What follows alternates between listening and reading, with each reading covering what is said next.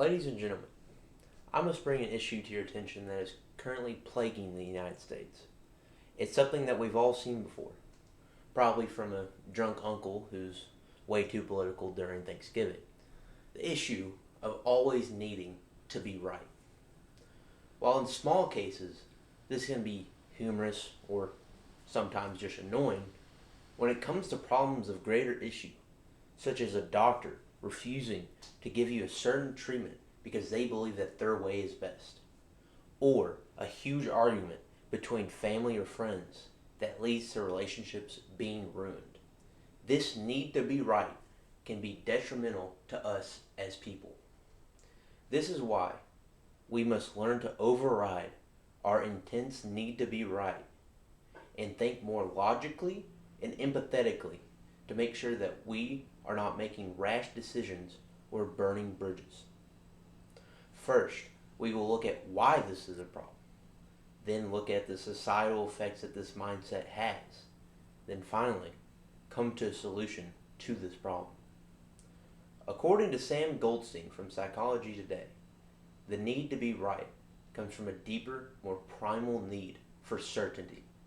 Back when we were just hunter-gatherers, you were more likely to survive if you were more certain of yourself, leading to faster decision making that increased your chances of survival.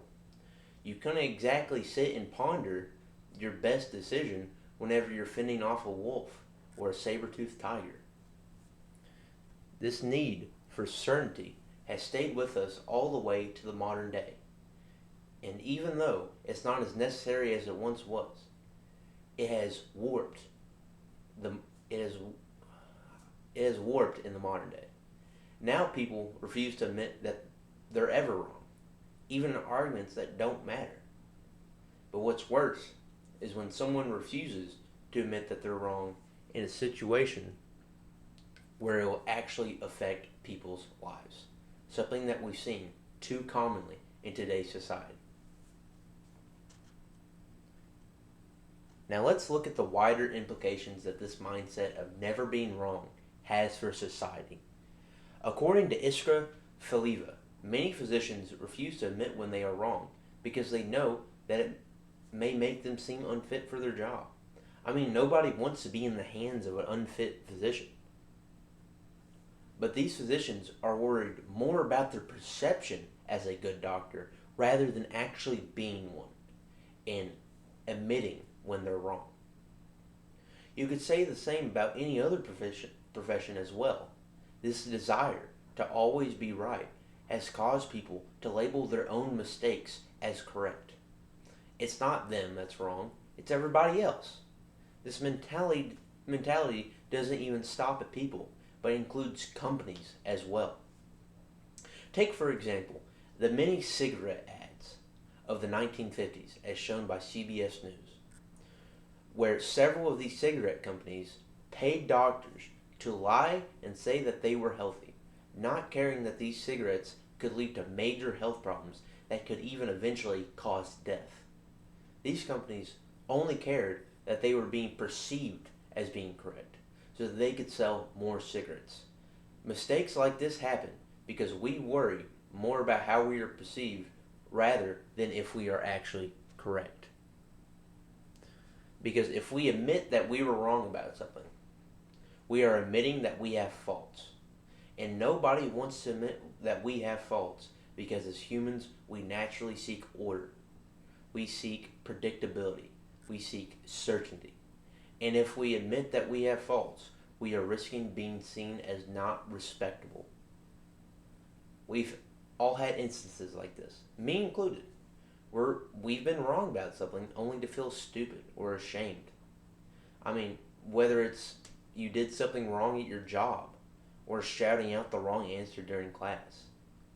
But that's just part of life, and we won't always be right. And sometimes it may be embarrassing. So, now the question is, how do we stop this mentality of always being right? This mentality is one that's both hard to deal with and hard to break out of, because as humans, we naturally want to see ourselves as right. But Sam Goldstein from Psychology Today has laid out a good way to break yourself out of this mentality. You simply look at your own opinions from an outside perspective. This allows you to think more critically about what you are claiming as true. This helps remove some of the bias you may have regarding your own opinions. You may stop to think, is this actually true or not? Another way to combat this mentality is to uplift people when they are wrong.